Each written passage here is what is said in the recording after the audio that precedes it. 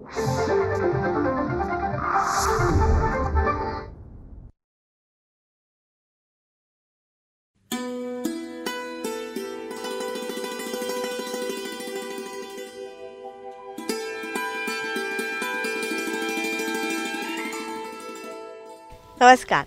रयतेचे दरबारमध्ये आपणा सगळ्यांचं हार्दिक स्वागत.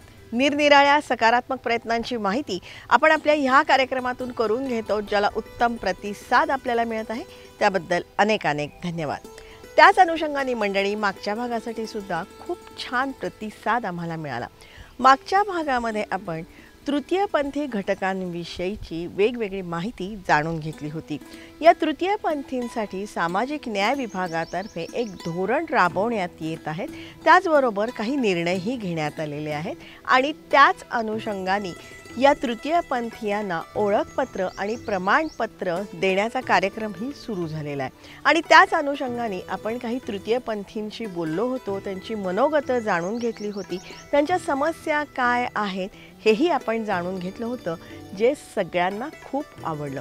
असंच जर का वेगवेगळ्या विषयांवरची माहिती तुम्हाला हवी असेल ना, तर रयतेचा दरबारचा प्रत्येक एपिसोड आपण बघायला पाहिजे. आणि आम्ही ही जी माहिती तुम्हाला सांगतोय ना, ही माहिती इतरांपर्यंत आपण सगळ्यांनी पोचवायला पाहिजे. त्यासाठीच एकमेकांना मदत करू, एकमेकांची काळजी घेऊया आणि सगळ्यांचं जगणं समृद्ध करूया. त्यासाठीच रयतेचा दरबार.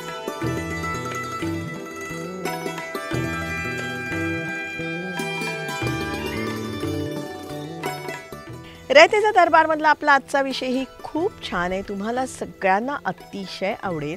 आणि हा विषय मांडा अशी सातत्याने आमच्याकडे आग्रहाची विनंती होत आहे. तशा प्रकारच्या मेलसुद्धा आमच्यापर्यंत पोचत आहेत. हा विषय आहे, तो विषय, त्यामागची कारणं, उपाय, खबरदारी याविषयी आम्हाला माहिती द्या, असे आम्हाला सांगितले जाते. मंडळी, तसं बघितलं ना तर हा फेब्रुवारी महिना हा प्रेमाचा महिना आहे. त्यातही 14 फेब्रुवारी ही तारीख अनेकांच्या आवडीची आहे आणि ह्या दिवशी कोणीतरी जोडीदार मिळावा अशी ही प्रत्येकाच्या मनामध्ये इच्छा असते. आणि तोही जोडीदार मिळतोय सध्या अगदी क्षणार्धात आपल्या मोबाईलवरून. आणि मंडळी, तरुण पिढीबरोबरच लहान मुलं असतील, वृद्ध, वयस्कर व्यक्तीसुद्धा ह्या वर्तुळामध्ये अडकलेले आहेत. आणि यातून मिळतं काय? 90% वेळा यातून फसवणूक होते आहे. आर्थिक, शारीरिक, मानसिक फसवणूक यातून होते. पण याबाबतचा उच्चार कोणीही करत नाही आपल्या सामाजिक प्रतिष्ठेपायी. आणि यातूनच सायबर गुन्हेगारांचं फावते. आणि हे सगळं घडतंय डेटिंग ॲपवर. वास्तविक हा प्रत्येकाचा वैयक्तिक मामला आहे. कुणी कधी काय करावं हे आपण सांगू शकत नाही. पण आपण एखादी कृती केली आणि त्यातून आपली फसवणूक झाली तर त्या कृत्याची जबाबदारी आपण घेण्यापेक्षा ही जबाबदारी आपण यंत्रणेवर टाकतो, हे अत्यंत चुकीचं आहे. आणि म्हणूनच आपण प्रत्येकाने आपण केलेल्या कृतीची जबाबदारी घ्यायला शिकलं पाहिजे. त्याच अनुषंगाने आज डेटिंग ॲप म्हणजे नेमकं काय, त्याचे फायदे काय आहेत, तोटे काय आहेत, या सर्व बाबींवरती आपण जाणून घेणार आहोत. आणि या सायबर गुन्हेगारीबाबत कुठेतरी दिलासा देण्यासाठी संपूर्ण पोलीस दल कार्यरत आहे, नागरिकांना मदत करत आहे. आमचे जे पोलीस आयुक्त आहेत आदरणीय अमितेश कुमार सर यांच्या मार्गदर्शनाखाली आमच्याकडे जे सायबर कक्ष आहेत, त्या सायबर कक्षाचे जे काही आमचे अंमलदार आहेत ते आमच्या पोलीस स्टेशनच्या हद्दीमधील जेवढ्या काही शाळा आणि कॉलेजेस आहेत त्या ठिकाणी ते पण जातात, आम्ही पण जातो. आणि आम्ही त्याच्या व्यतिरिक्त आमची जी टीम आहे त्याच्यामध्ये आमचे पोलीस कॉन्स्टेबल प्रसाद पोद्दार हे आत्तापर्यंत 50 ठिकाणी त्यांनी वेगवेगळ्या ठिकाणी लेक्चर्स दिलेले आहेत की सायबर अवेअरनेसबद्दल. आणि वरिष्ठांच्या मार्गदर्शनाखाली आम्ही आमच्या भागामध्ये प्रत्येक शाळा कॉलेजमध्ये आम्ही सर्वांना लेक्चर्स दिलेले आहेत. सोसायट्यामध्ये आम्ही लेक्चर्स देतो. जिथं लोकांचा जमाव असेल त्या ठिकाणी आम्ही संधी साधून त्या ठिकाणी आम्ही 10-15 मिनिट लोकांना याबद्दल अवेअर करतो. आणि लोकल व्हॉट्सअप ग्रुप जे आहेत की त्या लोकल व्हॉट्सअप ग्रुपमधून सुद्धा आम्ही जे सायबरच्या संदर्भात अवेअर करण्यासाठी जे काय आम्ही पोस्टर्स वगैरे तयार केले ते सुद्धा आम्ही त्यांना पाठवत असतो. त्याच्यातून खूप सारा त्याचा चांगला परिणाम झालेला आहे. आम्ही जस्ट मागच्या 15 दिवसाखालीच आम्ही इथल्या काही संघटनांच्या माध्यमातून, समाजसेवकांच्या माध्यमातून की आम्ही पोस्टर्स तयार केलेले आहेत फ्लेक्स तयार केलेले आहेत आणि आम्ही ते पर्वतीच्या ठिकठिकाणी एक 15 ते 20 लोकेशन्सला लावून कुठल्या पद्धतीनं लोक फसले जातात आणि काय काळजी घ्यायला हवी याच्यासाठी आम्ही बॅनर्स पण आम्ही लावलेले आहेत. तर मंडळी, हे डेटिंग ॲप म्हणजे नेमकं काय असतं ते समजून घ्या.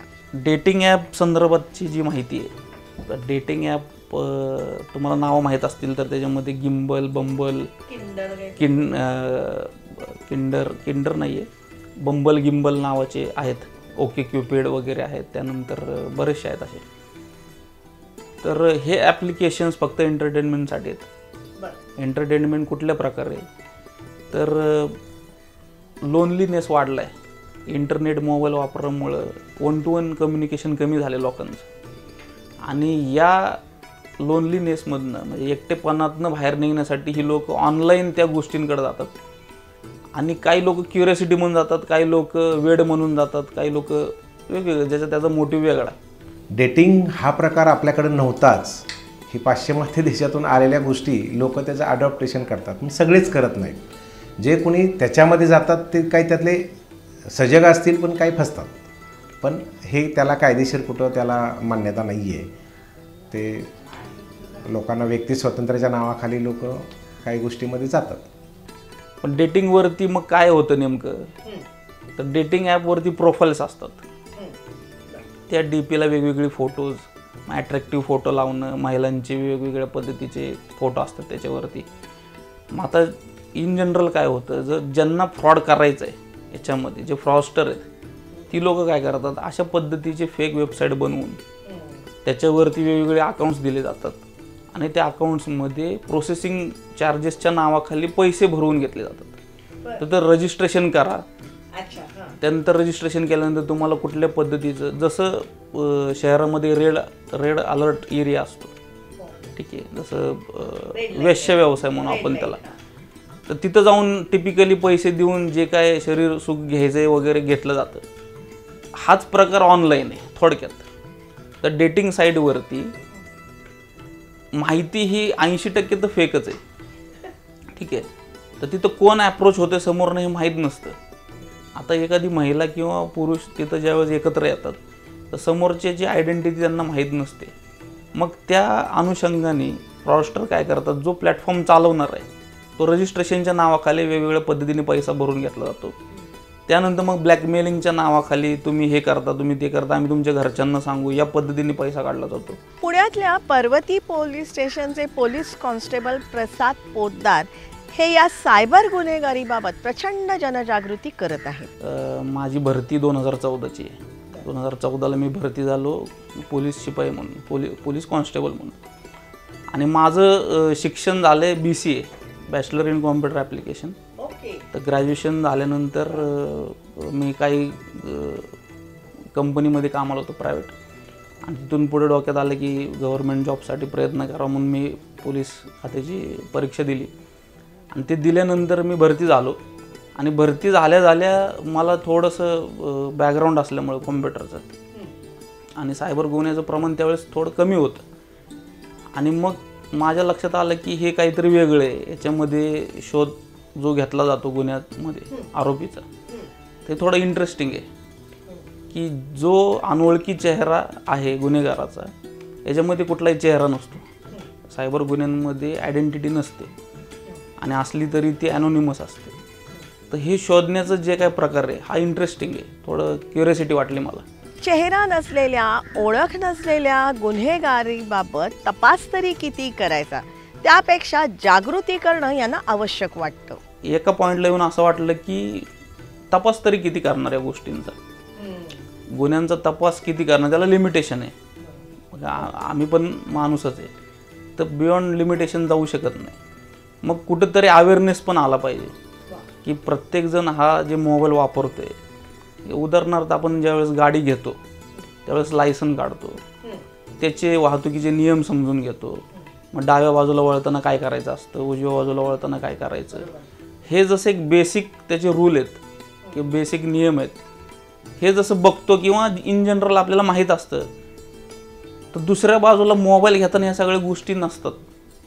मीन वॉट की तुम्ही ज्यावेळेस मोबाईल घेताय तर त्यातले थ्रेट्स काय आहेत, त्यातली सिक्युरिटी कुठली आहे, त्यानंतर तुम्ही सोशल मीडिया जे आत्ता बघताय वापरताय ते वापरताना त्याचा मिसयूज कसा होऊ शकतो का नाही, किंवा एखादा अननोन माणूस तुमच्या अकाउंटमध्ये येऊन जर काय गोष्टी केल्या त्याची लायबिलिटी कोणाची, मग कायद्याच्या भाषेत तो आरोपी कोण असू शकतो, हा जो एक जनरल परसेप्शन आहे ह्या सगळ्या गोष्टींचं, तर हे बघत नाहीत लोक किंवा कुणी सांगणार नाही आहे अजून तरी माझ्या माहितीप्रमाणे. तर हे कुठेतरी झालं पाहिजे म्हणून मी मग त्या गोष्टींकडे जास्त वळलं की याचा अभ्यास करून लोकांपर्यंत कशी माहिती पोचवली जाऊ शकते. एकदम बरोबर. मोबाईल कसा वापरायचा या बाबतीतलं ज्ञान आपण घेतो का, की तुमच्या पर्सनल डिव्हाइसचं सिक्युरिटी कशी असली पाहिजे, तुम्हाला येणाऱ्या अनोळखी फोननं कसं टॅकल करायचं, किंवा येणाऱ्या अनोळखी लिंक्स असतील त्या कशा ओळखाव्या. तर ह्या संदर्भात मला ते अजून जास्त मला इंटरेस्ट आलं म्हणून मी समुपदेशनाकडे पण सुद्धा थोडं मी काम केलेलं आहे त्याच्यामध्ये. ज्या काही लिंक्स आपल्याला येत असतील, अनोळखी लिंक असतील, अनोळखी कॉल असतील, आपल्या ज्याकडे काही MNGL असेल, बँकेच्या संदर्भातले असतील, तर हे सर्व जे कॉल्स येतात किंवा तुमच्या नावानं एखादं ड्रगचं पार्सल चाललेलं आहे, आता आम्ही क्राईम ब्रँचमधून बोलतो आहोत, मग पोलीस स्टेशनसारखा एखादा सीन क्रिएट केला जातो.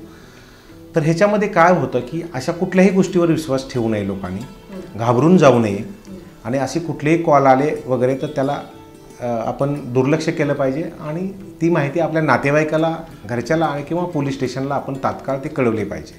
तर कमीत कमी त्याच्यामधून आपण 100% आपण त्याच्यामध्ये सेफ राहू शकतो. मंडळी, या डेटिंग ॲपच्या फसवणुकीबाबतचं हे एक उदाहरण जाणून घ्या. आमच्याकडे एक केस सेम पद्धतीने रजिस्टर झाली होती, ज्याच्यामध्ये एस्कॉर्टची त्यांनी साईट शोधली होती, त्याच्यावरती व्यवसाय करणाऱ्या लोकांची माहिती अवेलेबल असते आणि ते सर्व्हिस देतात ते. तर त्यांनी ती सर्व्हिस ॲक्सेस केली, त्याच्यामध्ये त्याला रजिस्ट्रेशनसाठी पैसे भरायला लावले, जवळजवळ 12-13 हजार रुपये त्यांनी भरायला लावले. मग व्हॉट्सअपचा नंबर घेतला, व्हॉट्सअपवरती तुमच्याकडे ही महिला येईल, या वेळेला येईल वगैरे वगैरे.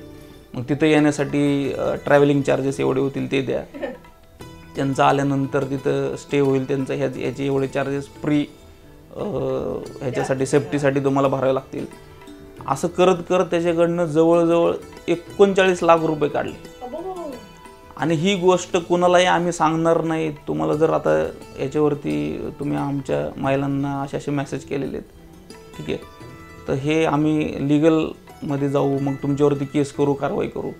आता सामान्य जनतेला या गोष्टी माहीत नाहीत आणि हे माहिती नसल्यामुळं त्या भीतीपोटी हे पैसे भरले जातात. तर असे करून 39 लाख रुपये त्या व्यक्तीने भरले होते. तर अशा पद्धतीचे डेटिंग साईटवरती फ्रॉड होतात. या व्यक्तीचे काही पैसे पोलिसांनी मिळवून दिलेत. ती तक्रार नोंदवली गेली होती त्यावेळेस, त्याच्यामुळे तर मी तुम्हाला ती गोष्ट सांगतो की आमच्याकडे ती तक्रार आली होती. मग आम्ही त्याच्यामध्ये त्या गोष्टी ज्यावेळेस शोधून काढल्या, तर हे त्याचे जे बेनिफिशरी अकाउंट्स होते ते सगळे कोलकाता, पश्चिम बंगाल या साईडचे जे ॲड्रेसेस होते, त्याच्यामध्ये सम ऑफ अमाऊंट म्हणजे पार्शली ती फ्रीज झाली होती, तेवढीच रिफंड झाली, पूर्ण काही त्यात झालेलं नाही, कारण ती युटिलाइज झाली होती. थोडेफार त्याच्यामध्ये काही 5 का 10 लाख रुपये त्याच्यामध्ये फ्रीज झाले होते आणि ते रिपोर्ट झाले होते त्या गुन्ह्यांमध्येच. आणि जे कॉन्टॅक्ट डिटेल्स किंवा ती वेबसाईट आम्ही त्याची माहिती शोधून काढली, ते सगळे आउट ऑफ कंट्री रजिस्टर्ड होत्या आणि त्याचे जे कॉलिंग नंबर वगैरे होते हे पण नॉर्थ ईस्ट साईडने ते चालवत होते. हे जनरली रॅकेट आहे आणि लोकांच्या भावनेंशी खेळलं जातं ॲक्च्युली. तर याच्यामध्ये फसणाऱ्यांचं प्रमाण शिकणाऱ्या लोकांचंच जास्त आहे. या डेटिंग ॲपला कायदेशीर मान्यता आहे का, त्या बाबतीतही जाणून घ्या. डेटिंग ॲप किंवा ह्या साईट्स ज्या आहेत, ह्या तयार करणाऱ्याला कुठलं बंधन नाही आहे आणि बऱ्याच काही साईटचे प्लॅटफॉर्म्स परदेशामध्ये आहेत आणि त्याचे ॲक्सेस त्यांच्याकडे असल्यानंतर आपल्या काही गव्हर्नमेंटनी सुद्धा त्याच्यातल्या बऱ्याच साईट ब्लॉक केलेल्या आहेत की ज्या साईट्सवर लोकांच्या फसवणूक झालेली आहेत. परंतु हे अमर्याद नेटवर्क आहे आणि त्याच्यामध्ये नवीन नवीन संशोधन होतं आणि नवीन नवीन साईट्स तयार होतात. तुम्ही आज हे ब्लॉक केलं तर उद्या दुसऱ्या साईट्स तयार झालेल्या असतात. मार्केटमध्ये येणारी जी गोष्ट आहे, जे दाखवतात, आता सिनेमांमध्ये येणाऱ्या ज्या गोष्टी आहेत ह्या सगळ्या इमॅजिनरी लेवलचे आहेत. आता त्याला कितपत तुम्ही खऱ्या स्वरूपात घ्यायचं आहे किंवा नाही घ्यायचं हे तुमच्याच हातात आहे. ॲक्च्युली कंट्रोल तुमच्या हातात आहे, कारण मोबाईल तुमच्या हातात आहे. तर त्याच्यावरती कसं, म्हणून तर अवेअरनेसचा जो काय पार्ट आहे तो जास्त महत्त्वाचा आहे, की लोकांपर्यंत ही गोष्ट कळली पाहिजे की ती गोष्ट खरी खोटी कशी ओळखावी आणि त्याच्यामध्ये आपलं काय नुकसान होऊ शकतं का. डेटिंग ॲप वापरत असताना नेमकी काय खबरदारी घ्यायची तेही समजून घ्या. डेटिंग ॲपमध्ये खबरदारीमध्ये कसं आहे की ते ज्यावेळेस तुम्हाला एखादं प्रोफाईल अप्रोच करतं, तर अप्रोच करताना तुमची पर्सनल माहिती सांगू नका सर्वात प्रथम. त्यानंतर जरी तुम्ही कॉन्टॅक्टसाठी एखादा नंबर शेअर केला आहे, तर तुम्ही त्यांना फिजिकली भेटायला बोलवा. जोपर्यंत फिजिकली भेटणं होत नाही तोपर्यंत त्या माणसांवरती विश्वास ठेवू नका. आणि डेटिंग साईट हा सगळा प्रकार याच्यामध्ये आपण त्याला समर्थन करू शकत नाही, कारण ते ट्रस्टेड नाही आहेत किंवा तो व्याभिचारच म्हणून म्हणतोय आपण, की जसं वेश्या व्यवसाय म्हणतो त्या पद्धतीनेच त्या डेटिंग साईटवरती सगळं चालतं. तर हा ॲक्च्युली फॅड आहे. म्हणजे बदलत्या काळाप्रमाणे जे काही आत्ता गोष्टी चाललेल्या आहेत तर ते प्रमोट करण्यासाठीच हे डेटिंग साईट त्यांनी इन्व्हेंट केल्या. आणि ही जी काही जत्रावळ फिरती रिकामी, त्यांना कुठेतरी एका प्लॅटफॉर्मवरती आणून त्याचा धंदा करावा हाच एक त्याच्या मागचा मोटिव्ह आहे. तर याच्यामध्ये तुम्ही इन्व्हॉल्व्ह होत असताना किंवा हे करताना जरी त्यात तुम्ही गेलात तरी त्या गोष्टी व्हॅलिडेट करायला शिकलं पाहिजे. ज्याच्यामध्ये जर तुम्ही कुठला पार्टनर शोधताय तर तो फिजिकली भेटून मग तुम्ही पुढच्या गोष्टींवरती प्रोसीड झालं पाहिजे, की ते खरं आहे का खोटं आहे, तो त्याचं नेटिव्ह प्लेस कुठला आहे, त्याचं ओरिजिन कुठलं आहे. मग फिजिकली भेटल्यानंतर कळतं की ते सगळं खरं आहे का खोटं आहे. तर व्हर्च्युअल वर्ल्डमध्ये समोर येणाऱ्या माहितींवरती विचार करताना थोडं पारदर्शक पद्धतीने करायला हवं. प्रचंड ताणतणाव, एकटेपणा, जीवघेणी स्पर्धा, वेळेचा अभाव या सगळ्या समस्यांच्या गराड्यातून सुटण्यासाठी हे असे मार्ग अवलंबले जातात. आणि मंडळी, ह्याचाच फायदा हे सायबर गुन्हेगार घेत असतात. एक प्रकारचा हा सायकोलॉजिकल ट्रॅप असतो. जबाबदारी खरं तर त्या फसणाऱ्यावरतीच असते. जबाबदारीच्या अँगलने काय गोष्ट आहे की फसल्यानंतर कळतं की आपण काहीतरी चुकीचं केलंय. आणि हा सगळ्यांचा सूर असाच आहे की सर कळत होतं पण आम्ही फसलो. ॲक्च्युली हा सायकोलॉजिकल ट्रॅप आहे. असं सायकी जी आहे लोकांची तर हीच पकडली जाते जी की फ्रॉड त्याच्यामधनं घडतो किंवा मिसलिनियस काहीतरी गोष्टी होतात किंवा मिसकम्युनिकेशन होतं, त्याची इन्फॉर्मेशन गॅदरिंग होते वगैरे वगैरे बऱ्याच प्रकार आहेत त्याच्यामध्ये. तर सायकीवरती काय आहे तर तुमचा जो भीती, लोभ आणि फिजिकल अट्रॅक्शन म्हणू आपण त्याला, ह्या 2-3 हनी ट्रॅप म्हणतो आपण त्याला, त्या स्पेसिफिक वर्ड आहे त्याला हनी ट्रॅप. तर हनी ट्रॅप, तुमचं ग्रीड आणि फिअर ह्या 3 मेजर गोष्टी ज्या सायबर फ्रॉडशी संदर्भाने त्याची सुरुवात, ट्रिगर पॉईंट म्हणू आपण त्याला, तो सुरुवात होतो. तर ह्या सगळ्यांवरती नियंत्रण ठेवणं हे वैयक्तिक जबाबदारी आहे ॲक्च्युली. मोबाईलची घातकता लहान मुलांपर्यंत पोचलेली आहे. पोद्दार सरांचा हा अनुभव समजून घ्या. पण मुलांना ज्यावेळेस मी इंटरॅक्शन केलं आणि मुलांना विचारलं की तुम्ही कुठल्या गेम खेळता, त्यांनी हा म्हणता एक 10-20 नावं सांगितली. जे PUBG असेल, YG असेल, त्यानंतर माइनक्राफ्ट, अशा बरेचशा ज्या बॅटल ग्राउंडच्या ज्या आहेत बॅटलच्या गेम्स, ती नावं सांगितली. आणि त्याच्यामधले मग ते किती वेळ खर्च करतात त्याच्यावरती, त्याला लागणारं इंटरनेट, त्याला लागणारं मोबाईल, अगदी शेतकऱ्यांची मुलं सुद्धा ती गोष्टी करत होत्या. म्हणजेच मंडळी, शाळकरी मुलं सर्रास गेम खेळत असतात आणि त्यांना भुलवण्यासाठीचे हॅकर ऑनलाईन उपलब्ध असतात. आता याच्यातलं थ्रेट काय आहे तर ह्या गेम सगळ्या ऑनलाईन असतात आणि ऑनलाईन पार्टिसिपेंट त्याच्यामध्ये अटॅच होतात. तर हे आल्यानंतर काही लोक पैशांसाठी, जे काही स्ट्रेंजर्स असतील, हॅकर म्हणून आपण त्यांना साध्या भाषेत, तर ही लोक त्या मुलांना काहीतरी भुलवून किंवा एक स्टेप तुला क्लिअर करून देतो किंवा काही त्याच्यामध्ये पेड सर्व्हिसेस घ्याव्या लागतात. तर हे मुलांना कळत नाही आणि ही यूट्यूबवरती वगैरे जाहिराती बघून त्या घेण्यासाठी जो ऑनलाईन पार्टिसिपेंट आहे त्यांनी जर त्यांना ऑफर दिली आणि युजर ID पासवर्ड मागून घेतला तर ते दिल्यामुळं ती गेमचा जो अकाउंट आहे ते ॲक्च्युअली हॅक होतं. आता हे गेमचे अकाउंट्स असतात कनेक्टेड फेसबुक किंवा जीमेलला, तर त्याचा तो परिणाम त्या जीमेलला, त्या फेसबुक अकाउंटला होतो आणि अनायासे तुमच्या बँक अकाउंटपर्यंत ते पोचतं. तर आमच्याकडे अशा 2-3 केसेस पण नोटीस झाल्या ज्याच्यामध्ये एका माणसाचे 8 लाख रुपये गेले होते. आणि ज्यावेळेस आम्ही त्याचं इन्व्हेस्टिगेशन केलं किंवा माहिती ज्यावेळेस विचारली आणि स्टेटमेंट व्हेरीफाय केले की बेनिफिशरी कोण आहे, तर त्याच्यामध्ये फ्री फायर नावाची एक गेम आहे, तर त्याला ते सगळं पूर्ण पेमेंट केलं होतं. मग आम्ही ज्यावेळेस चौकशी केली त्यावेळेस कळलं की त्याचा मुलगा फ्री फायर गेम खेळत होता आणि त्या खेळता खेळता त्यांनी ते पासवर्ड शेअर केले होते. तर हा लहान मुलांच्या बाबतीतला जो काय प्रकार आहे, तर सोशल मीडिया वापर त्याच्यामध्ये रील्स बघणं आलं तर त्यांना ते सांगणं आवश्यक आहे आणि त्याच्यावरती कंट्रोल ठेवणं पालकांची ती जबाबदारी. बोला, कुणी कुणावर कंट्रोल ठेवायचा? मुळात हा प्रश्नच का पडतो? त्यामागेही कारण आहे, हल्ली कुणालाच कुणासाठी वेळ नाहीये. प्रत्येकाच्या नजरेसमोर आहे मोबाईलचा भूलभुलैया.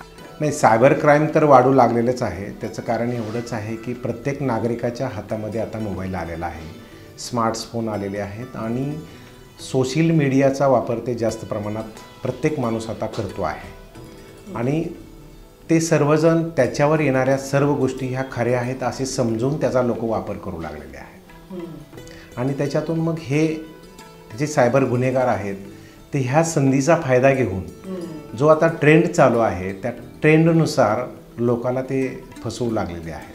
जन्माला आलेली प्रत्येक व्यक्ती आपलं जगणं आनंदी करण्यासाठीच धडपडत असते, पण हे करत असताना आपण वाहवत जात आहोत का याचाही कुठेतरी आपण विचार करायला पाहिजे. कुठल्या सापळ्यामध्ये आपण अडकत आहोत का?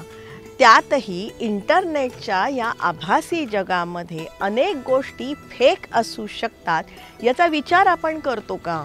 मला वेळ नाही, मला प्रॉब्लेम आहेत, माझी फसवणूक होते आहे अशी ओरड करण्यात काहीही अर्थ नाहीये. कारण जेव्हा फसवणूक होते ना तेव्हा त्याचा थेट वाईट परिणाम आपल्यावरतीच होत असतो. आम्ही त्यांच्यासाठी 24 तास अवेलेबल आहोत. आपल्या शासनाने 112 ही डायल नंबर दिलेला आहे. कोणत्याही नागरिकाला कोणत्याही वेळी 24 आवर्स त्यांना कधीही कुठलीही अडचण आली की त्यांना वाटलं की आम्हाला पोलीसची मदत हवी आहे ते कधीही कॉल करू शकतात. सिनियर सिटीजन असतील तर आम्ही त्याचे म्हणजे आमचे पोलीस त्यांच्या घरापर्यंत पोहोचू शकतात आणि पोचतात. तर तुम्ही कोणत्याही नागरिकाला जर तशी अडचण आली तर त्यांनी निश्चितपणे 112 डायल करावा की जेणेकरून त्यांना याला इथं अडचण असेल तर आमचे पोलीस इथं पोहोचून त्यांना मदत करू शकतात. तेव्हा मंडळी, मदतीला यंत्रणा आहेच, पण आपण मात्र आपल्या बुद्धीवरती जे पापुद्रे जमलेले आहेत ना ते झटकून टाकून पुन्हा एकदा जागरूक होण्याची गरज आहे. त्याच अनुषंगाने मंडळी, डेटिंग ॲप म्हणजे काय असतं आणि त्याची घातकता किती आहे याविषयीची माहिती देणारा आपला आजचा विषय तुम्हाला कसा वाटला हे तुम्ही जरूर आम्हाला कळवा. संपर्कासाठी आमचा पत्ता आहे raytezadarbar@gmail.com. जरूर आमच्याशी संपर्क साधा. तुमच्याकडे काही माहिती असेल, सूचना असतील, प्रश्न असतील, तुम्ही आमच्यापर्यंत नक्कीच पोचवा. रयतेचा दरबारमध्ये आत्तापर्यंत हे जे एपिसोड झालेले आहेत ना 450च्या वर एपिसोड आहेत. हे एपिसोड तुम्ही वारंवार बघू शकता आमच्या यूट्यूब चॅनलवरून. जनता दरबार, रयतेचा दरबार या दोन्ही नावाने आमची यूट्यूब चॅनल आहेत जी तुम्ही सबस्क्राईब करण्याची गरज आहे. रयतेचा दरबार आम्ही प्रसारित करत असतो दर सोमवारी रात्री 9 वाजता सह्याद्री वाहिनीवरून. सोमवारचाच हा एपिसोड आम्ही पुनः प्रसारित करत असतो दर शनिवारी सकाळी 8 वाजता सह्याद्री वाहिनीवरून. सोमवार रात्र 9, शनिवार सकाळ 8 हे जे दोन्ही एपिसोड आहेत ना हे तुम्ही लाईव्ह बघू शकता सह्याद्री वाहिनीच्या फेसबुक पेजवरून. जरूर बघत राहा, कारण आम्ही ही जी माहिती तुम्हाला सांगतोय ना या माहितीच्या उपयोगामुळे अनेकांचे लाभ होत आहेत किंवा होऊ शकतात. हा मात्र त्यासाठी ही माहिती त्यांच्यापर्यंत जास्तीत जास्त प्रमाणामध्ये पोचण्याची आवश्यकता आहे.